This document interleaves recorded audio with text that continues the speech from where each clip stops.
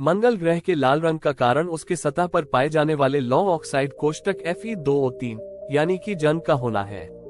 इस जंग ने मंगल की सतह को एक लालिमा दी है, जिसे हम धरती से भी देख सकते हैं। मंगल ग्रह, जो सौर मंडल का चौथा ग्रह है, सदियों से मानवता के लिए रहस्यमय और आकर्षक रहा है। इसकी सतह पर पाए जाने वाले लाल रंग की वजह से इसे लाल ग्रह के नाम से जाना जाता है। आइए इस रहस्य की तह तक जाएं और जानें कि मंगल ग्रह लाल क्यों होता है। प्राचीन काल में जब लोग टेलीस्कोप का उपयोग नहीं करते थे, तो वे अपनी आंखों से ही आकाश में चमकते लाल तारे को देख सकते थे।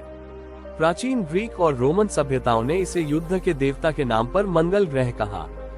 भारत में भी इसे मंगल या अंगारक कहा जाता था, जो इसकी लालिमा के कारण था।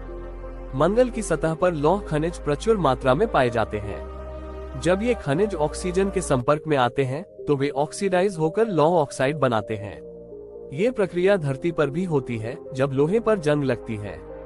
मंगल पर यह ऑक्सीजन ग्रह की पतली वायुमंडल में और सतह के नीचे के जल के स्रोतों से आती है।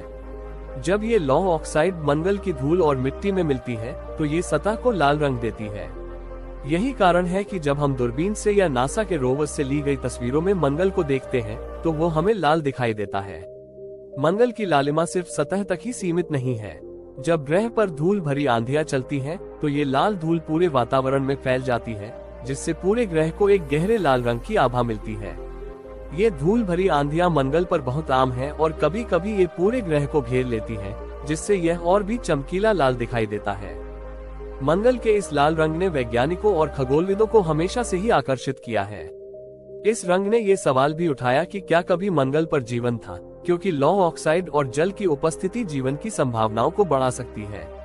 नासा के रोवर्स और अन्य मिशनों ने मंगल की सतह की गहराई से जांच की है और उन्होंने ऐसे कई प्रमाण पाए हैं जो इस ग्रह के भूगर्भीय इतिहास को दर्शाते हैं।